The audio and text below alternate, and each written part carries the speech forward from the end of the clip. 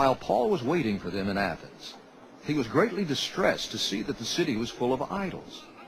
So he reasoned in the synagogue with the Jews and the God-fearing Greeks, as well as in the marketplace day by day with those who happened to be there. A group of Epicurean and Stoic philosophers began to dispute with them. Some of them asked, "What is this babbler trying to say?" Others remarked, "He seems to be advocating foreign gods." They said this because Paul was preaching the good news about Jesus and the resurrection.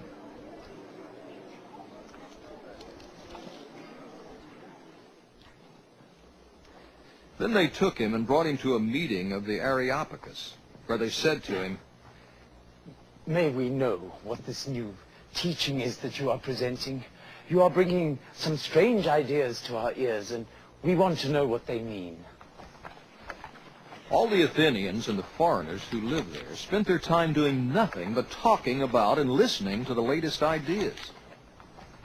Paul then stood up in the meeting of the Areopagus and said, "Men of Athens, I see that in every way you are very religious. For as I walked around and looked carefully at your objects of worship, I even found an altar with this inscription, 'To an unknown God.' Now, what you worship as something unknown, I am going to proclaim to you. The God who made the world and everything in it is the Lord of heaven and earth, and does not live in temples built by hands, and he is not served by human hands as if he needed anything, because he himself gives all men life and breath and everything else.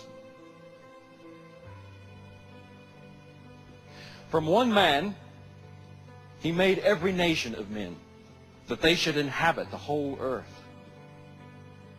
And he determined the time set for them and the exact places where they should live. God did this so that men would seek him and perhaps reach out for him and find him, though he is not far from each one of us. For in him we live and move and have our being, as some of your own poets have said. We are his offsprings. Therefore, since we are God's offspring, we should not think that the divine being is like gold or silver or stone, an image made by man's design and skill. In the past, God overlooked such ignorance.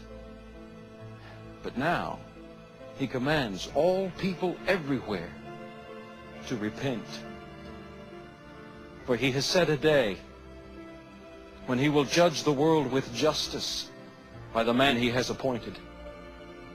He has given proof of this to all men by raising him from the dead." When they heard about the resurrection of the dead, some of them sneered. But others said, "We want to hear you again on this subject."